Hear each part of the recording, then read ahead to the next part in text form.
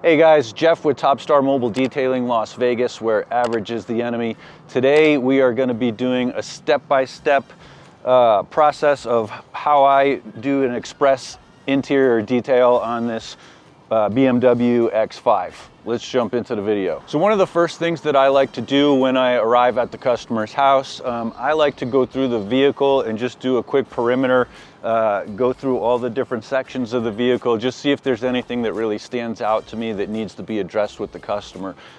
Things like pet hair or potential stains maybe in the carpet, anything that I feel that could be extra time involved with the detail where I might want to go over that with the customer and talk about any potential changes to the cost of the detail. So let's go into the vehicle, guys. So when I first get to the vehicle, each vehicle is going to be a little bit different, guys. The vehicles are going to be different in condition, what's going on with them inside, so you really have to do a thorough assessment of the vehicle and kind of map out your game plan of how you want to attack the vehicle. I always like to start in the driver portion of the vehicle. I basically divide the car down the center, and I start from here and I kind of work my way back out, and then I go around the vehicle counterclockwise to where I finish into where the passenger seat is. I try to stick with this process for every car, because once you get into a system and you follow that system for each vehicle, you're going to become much more efficient. You're not going to miss things, and it's just going to make your detail go that much smoother and that much faster for you. So let's get started. Okay, so we're going to go through some of the things that I use with the Express interior. We're probably not going to use all of these tools that you see here today and the products that you see here today, but I do want to go through them just so you know what you should have on hand. It's like I said, it is going to vary from vehicle to vehicle. Starting with drill brush. So this is something that is definitely good to have for most vehicles. Especially if you're dealing with pet hair, you could get in there, you loosen up all the hair. You can get, around all these little seams where the stuff will build up here along the door jambs. It's good to loosen all that up. You can just kind of give it a once over before you vacuum. So definitely have a good drill brush on hand. Speaking of brushes, a couple other brushes that I like to have. Your soft brush, this is great for if there's just dust in the vents.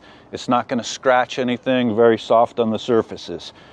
This would be the exact opposite of that brush, where it's a really stiff bristle brush, almost like a toothbrush, but even a little bit stronger. These are great for like cup holders, where there's really heavy grime in the cup holders. You can scrub those out if the little inserts don't come out. These are really handy. Also, if you get those little cracks, the crevices, you can get stuff that's built up in there with that as well. So if you don't have one of these, I suppose you could use a toothbrush as well. Looks a little more professional, I think, with a detail brush. If a client comes out and sees you out there with your Oral-B, probably not ideal. But do what you have with the tools that you have at hand. Another important brush you want to have. These are also great for getting in the vents, brushing on like the steering wheel area. You can spray product directly into this and it'll create a nice lather. It's a semi-soft bristle brush. You wouldn't want to use this on like any type of touch screens or anything like that. It would scratch that, but it's going to be fine on any of the other interior surfaces. So another brush that you want to have. Couple of tools in case you have pet hair. This vehicle doesn't have any pet hair, but I just want to run through these with you. Two really good brushes to have. You have the Uproot Clean. This one is a metal type brush. It's really good for like raking the carpet. This will pull a majority of the fur out of there. And then the Lily brush, this is good for small spaces. It's also a rubber edge to it, so it's not going to scratch any type of surfaces if you're working along any materials that could potentially get scratched by metal. You go with this one and use the rubber edge. Both of these are really good tools to have as far as dealing with pet hair. And then the last little thing here, these look like dentist tools, I know, but these are little picks. So these are good if you get something like a little pebble stuck in a crack, or something that's really down in the crack and you need to like kind of dig it out. you can use these. You could also use like a toothpick or something like that, but I like to have these. I usually keep a set of these in the trailer at all times. And then moving on to the products, the chemicals that we're going to be using. Inside this IK sprayer, I have the P&S Interior Express. It's diluted 5-to-1-ish, probably maybe even a little more than that. It's probably diluted like around 7-to-1 on this. But P&S, it's a great product for the interior. It's safe to use on basically everything in the interior, except you don't want to use it on glass or again on touchscreens. But aside from that, this will work really well and get pretty much everything clean inside the vehicle. If you have any really grimy areas, this is Green Star. It's diluted, I think this is diluted 12-to-1 is what I have it at. Green Star is a very strong product, so you want to make sure if you're using it on the interior that it's diluted at a pretty high ratio. I use this for exterior as well, diluted like at a much lower ratio, but you have to be careful with this because on certain materials inside a vehicle, this could actually do some damage if it's not diluted enough. So err on the side of caution, dilute it a little bit more than necessary. And again, this is really strong, so I use this on stuff that gets built up in the cup holders, really grimy areas like that. If you're trying to loosen that stuff up, around the door jambs, if you have really heavy dirt or grease build up, it's good for those areas too. So keep some Green Star or another all-purpose cleaner. Doesn't have to be Green Star. I just personally like that one. That's Coach Chemi Green Star. And then the last thing that I would recommend having, I do offer a leather treatment with my package. So this is by Geon, it's leather coat. I do put a treatment on the leather seats as well, especially out here in Vegas where it's really dry.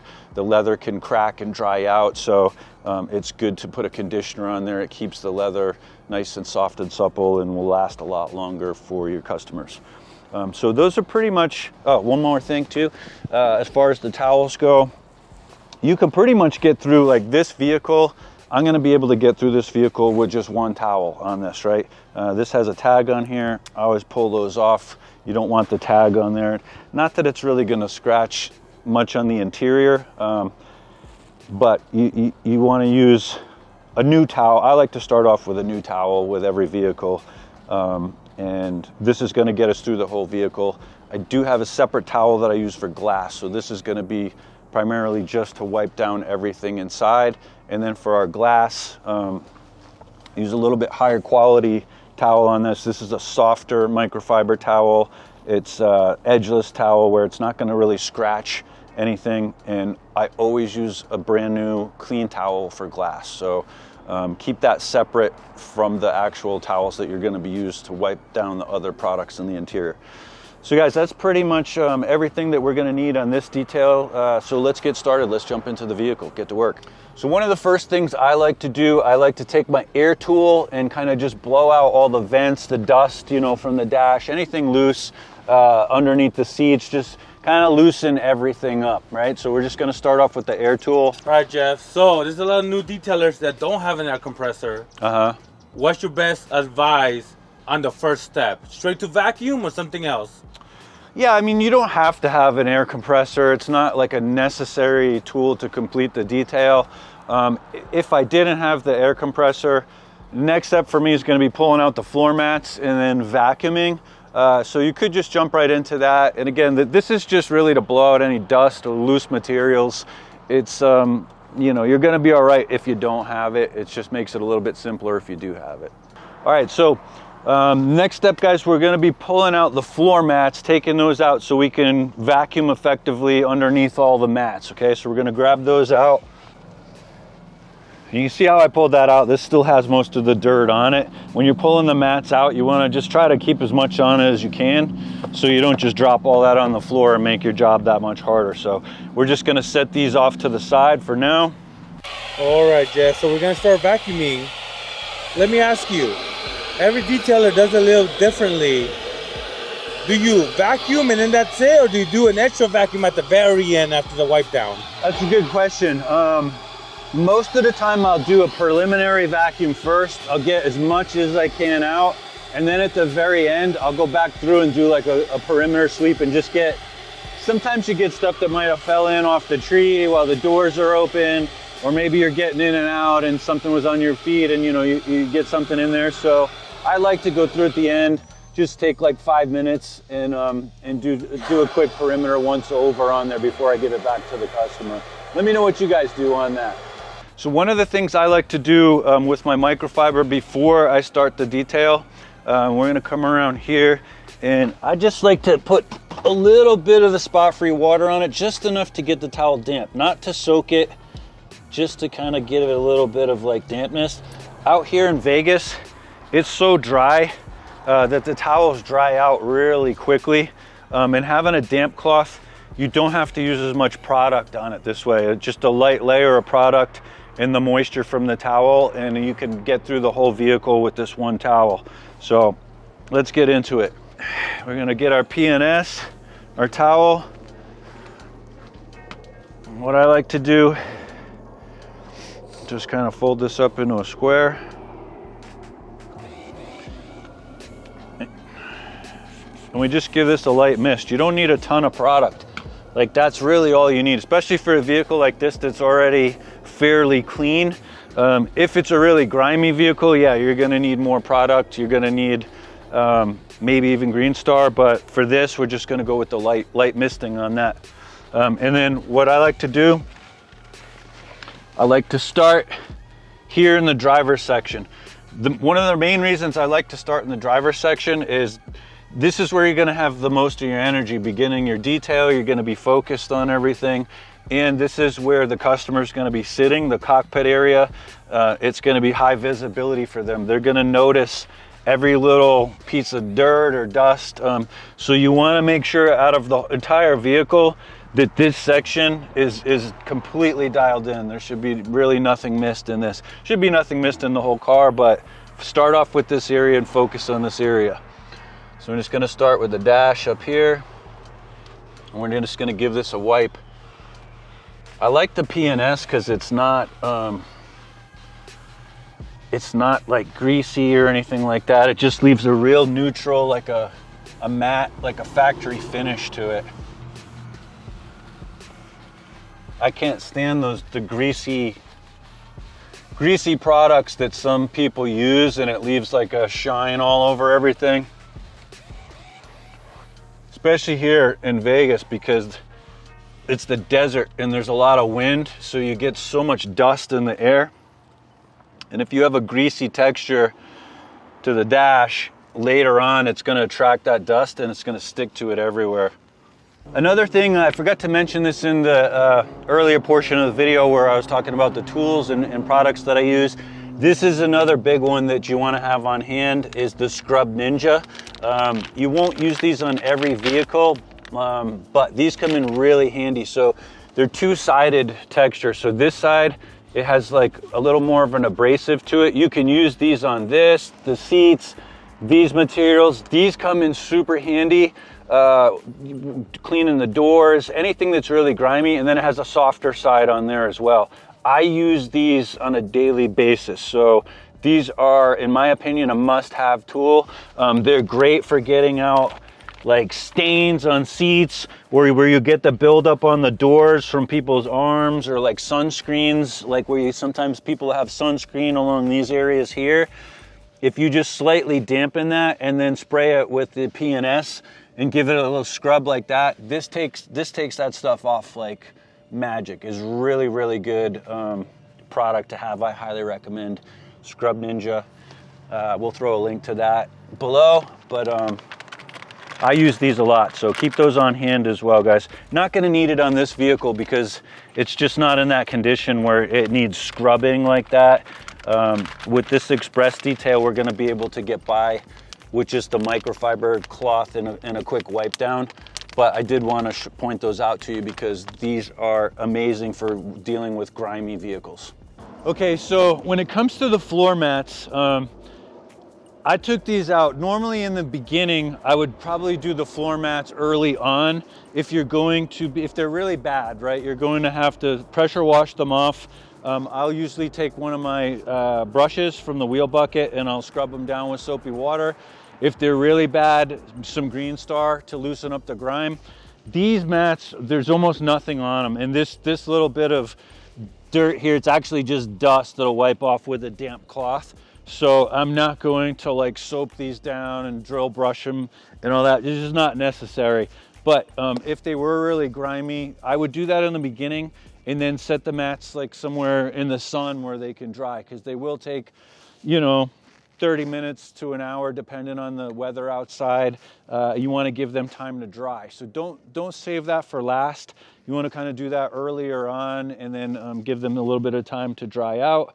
And then at the end with the floor mats, I will usually use the Gummy Fix by Coach Chemi, GUF. I have a bottle here to show you guys. So this product is really good for shining up the mats at the end. This material is actually like a carbon fiber, so I'm not going to use that on there. But if they're rubber mats, this works really well and it's not greasy at all. So that's the key. You don't want to use something on floor mats that's going to be slippery or greasy, you know, especially where the driver is going to be on and off the gas pedals, brake pedals. Anything that could be slippery is not good. So this is an alcohol-based product. It dries and then there's no greasy effect to it left behind, and it leaves the mats looking like new. So Coach Chemi Gummy Fix is a really good product. So when we're doing the door jambs, these door jambs are really clean. They get cleaned on a regular basis. For those, we're just going to use a damp cloth. I don't use the same cloth that I used with the P&S interior. Reason being is if you're using the P&S on painted surfaces, it's going to leave streaks everywhere. So this is actually nothing more than just a damp cloth. It's all you're going to need on these door jambs.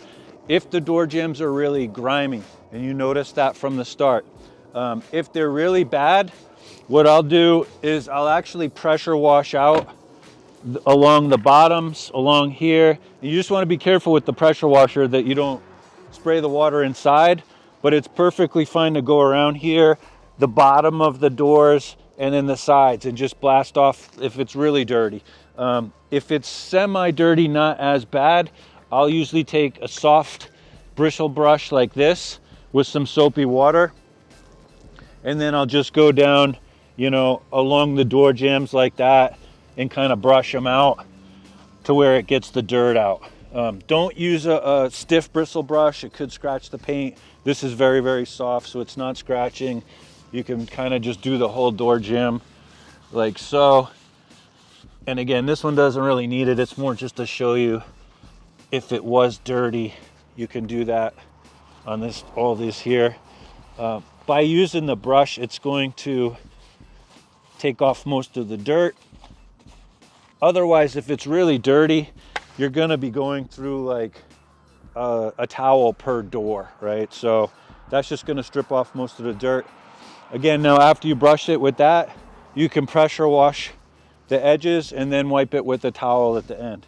So this one we're just going to wipe down. It's nothing just but a damp towel, and it's going to leave the door jambs nice and clean.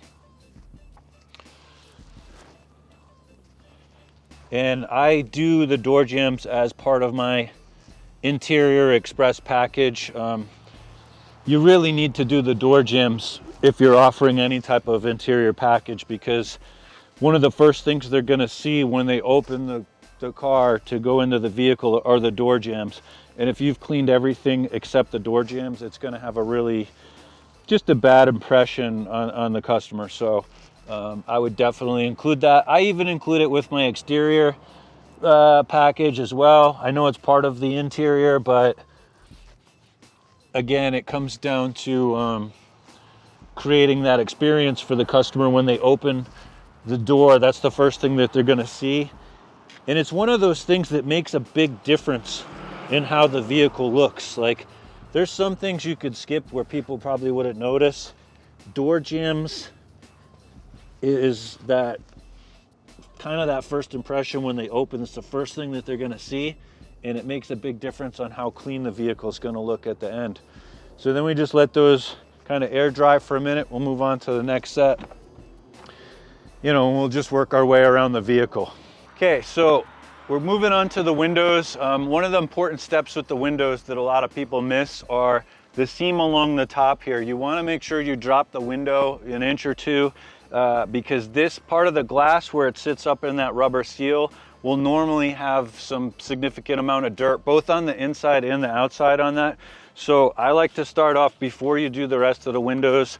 Just give this top seam a wipe here.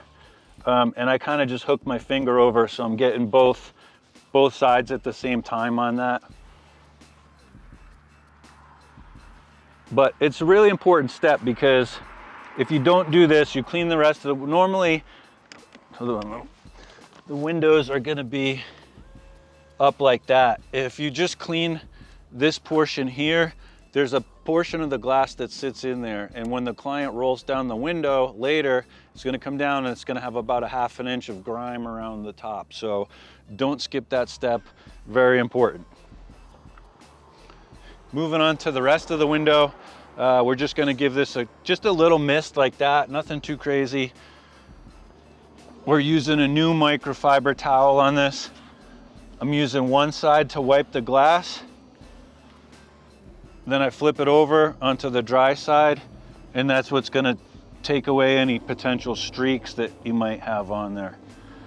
It's important you don't use too much product on this either. If you use too much glass cleaner, it can actually create streaks on there. If the glass is really, really dirty on the inside, you're going to probably need something more than glass cleaner. Usually what I'll use with that is take a little bucket of water with the spot-free water, put a little bit of Optimum no rinse in there, and I'll give the windows a little pre-wipe down before you use the glass cleaner. That's going to strip away any like grease or film that might be on there that's going to cause streaking. This glass is fairly clean, so it doesn't need that much. It just needs a quick wipe. All right, Jeff, people are going to wonder, when do you change towels or you don't? One brand new clean towel should be enough to get you through a vehicle if it's not too grimy. If it's really dirty, then I would split the car in half and I'd use 2 separate towels on that. But for the most part, you're going to be able to get through with one towel. Another thing you want to be mindful, guys, if they have tinted windows, you want to make sure that you're using a glass cleaner that's tint safe, ammonia free.